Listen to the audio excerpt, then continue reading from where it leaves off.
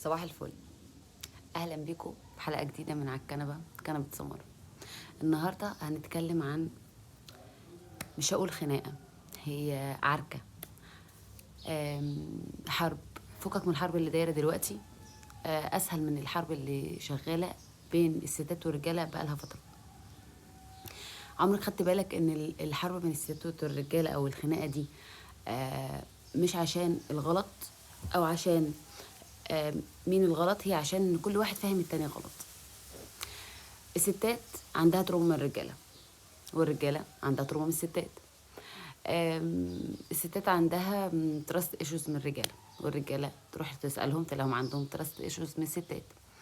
الستات عندها انسكيورتي من الرجاله، والرجاله عندهم فير اوف كوميتمنت من الستات، مش حب الالتزام وان احنا نكمل بقى في شكل المشروع، يعني بقى قليل قوي. طب وبعدين؟ وبعدين يا ست الكل، وبعدين يا سيدي الناس، مين اللي هياخد الخطوه؟ مين اللي هيبدا؟ محدش عايز يعمل مجهود، وكله عايز يكسب الخناقه، كله عايز يثبت ان هو صح. الست عايزه تثبت ان هي تقدر تعمل، تثبت حقها في كل حاجه، ان هي تقدر تشتغل يبقى ليها الكارير بتاعها، ان هي تقدر تاخد قرارات كتير من غير ما تدخل من الراجل، مع ان ممكن تدخل صاحبتها عادي. والراجل عايز يثبت ان هو ليه الحق في انه يقول اه ويقول لا في كل التفاصيل، مش من باب التدخل الحب او المشاركه او كده، لا طبعا، من باب ان هو ده من حقه وان ده حقوق الراجل والحاجات دي. طب هل الرجاله فعلا كلهم خاينين والرجاله ماتت في الحرب وما بقاش في رجاله اصلا، وان هم ما بقوش متحملين المسؤوليه، وان هم بقوا بيستسهلوا، وما بقوش بيحبوا المجهود، ودماغهم دايما وجعهم ومصدعين وخلقهم بقى ضيق ومش قادرين يكملوا في الالتزامات وبيجيبوها في الستات؟ ولا الستات هي اللي بقت ملك ماليش في ايه مفيش، ودراما كون طول الوقت وزن وأن وهري، وبيأفوروا ومهما حاول يرضيها ما بترضاش. وطبعا عمره ما هيلاقي إجابة على سؤال في ايه. حواراتهم كترت وطلباتهم كترت وكل شوية زن وأن ونكد ونيني نيني نيني. طب والبعدين؟ الاتنين واقفين على نفس الأرض، لكن كل واحد شايف المشهد من زاوية مختلفة. كل واحد بيتكلم بلغة والتاني بيسمعها بترجمة غلط. المشكلة في الكوميونيكيشن بين الاتنين، هما الاتنين مش عارفين ازاي يتواصلوا مع بعض عشان تكون العلاقة بينهم صحية طبيعية هيلسي سوية، وتكون طرية من جوه ومقرمشة من بره والحاجات دي يعني. بس كل ده عايز مجهود. يعني المجهود يستاهل، لان وجع القلب بقى كتير قوي.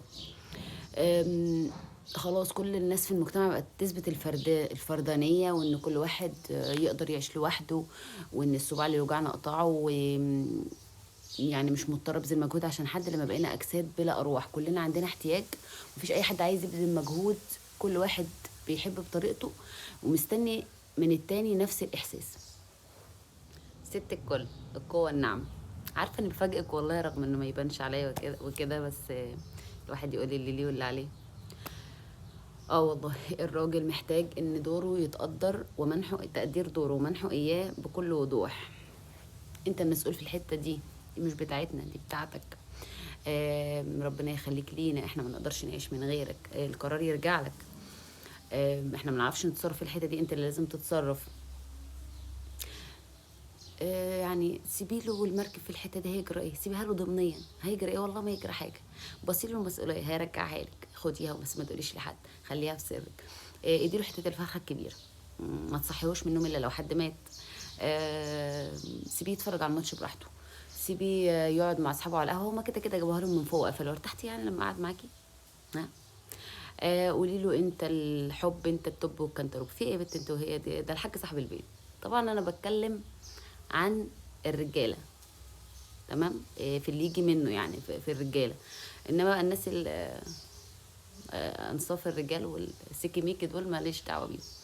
نتكلم في الرجاله والستات اللي عايزين يصلحوا من حياتهم عشان نوصل للهدف من حياتنا، ان احنا نحسنها وان هي تكون احسن، وان بدل ما كل واحد بقى منفصل لوحده، وفي الاخر بتحصل مشاكل كبيره جدا بشوفها عندي كتير في الجلسات. سيدي الناس ما تصدقش انها عاركه بجد في ايه. هي مش واحد صاحبك ولا راجل زيك، ما تعلاش معاك، دي مراتك برضو، فما تكبرش الموضوع. امال بقى فين كامل عقل ودين وانت الاعقل والحاجات دي؟ ما تصغروناش. اهتمامك بالتفاصيل هيسهل حاجات كتير، هيخليها تديك كورسها من ابوها بيع وشراء، وممكن تديك كليتها.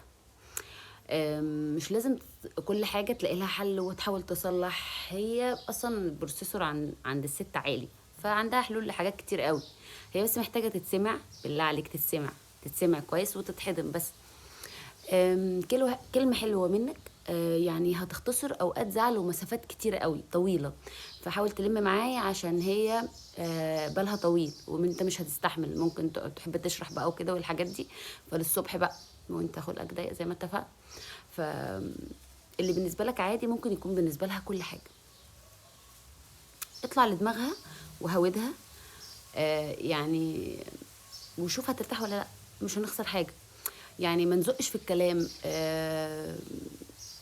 بالراحة. يعني ده انت الحاج صاحب البيت في ايه؟ ما احنا قلنا بقى انت الطب والكنتالوب يا عم، انت ما نفوق كده مع بعض. الفيديو قلب قلوب حمرا كده، وداني في حته ما كنتش ناويه اروح فيها خالص الحقيقه، وانا ما بقدرش على لحظات الدفاء دي، ما كنتش ناويه لها خالص، بس مش مشكله. الخلاصه ان احنا عايزين، مش مهم نكسب الخناقه او مين الصح ومين الغلط، المهم ان احنا نكسب بعض. بص انا فاهمه انت محتاج ايه. ايقونه السينما العربيه، حلم كل راجل وكل ست والله، رؤى. الحلم الرجاله كلها ان الست تكون رؤى. عايزه اقول على حاجه، ان كل ست ربنا خلقها ست جواها رؤى، بس الراجل اللي معاها هو اللي بيعرف يخرج رؤى اللي جواها دي ولا لا. انت اللي بتختار هي تستخدم معاك انهي وش او انهي شخصيه. فبالغ في حب مراتك وولادك لدرجه ان هم يقولوا دي سحراله. خليهم يقولوا انها سحراله، وما يصدقوش ان انت بتتعامل معاهم كده، لان دول اللي هيكملوا معاك لحد اخر الحياه. مش معنى انك تشخط وتنطر وتزق في الكلام هتبقى جامد جموده، يعني بالعكس خالص، ابسولوتلي ده قوه في التحكم. فلو عايز تكون هي ليك رؤى، احترمها، اسمعها، اديها اهتمام. وهي ايه اللي هيخليها ما تكونش كده؟ لو انت كنت ليها راجل بجد، كنت فالقها في الخطوبه. عيب ما تقوليش كده يا بنت، انت مراتي، ده انا هعيشك ملكه. طب هي بقت مراتك، ها ورينا بقى شطارتك انك تثبت لها رجولتك. الرجولة دي حاجة أغلى من المال ومن الجاه ومن السلطة ومن الشكل ومن حاجات كتير قوي. هي بالنسبة للست الأمان الحقيقي اللي ما تقدرش تعيش من غيره أنوثتها، فكون انت الراجل ده. طبعا الكلام ده اللي ناوي يتقي ربنا ويصلح، يعني لو حابين، لو مش حابين عادي. اللي ناوي يتقي ربنا ويصلح ويلم حياته ويحسنها، خليها تحس ان هي مهمة عندك، خليه هو يحس ان هو عندك الأهم. يلا اتكلوا على الله وفوتكم بالعافية.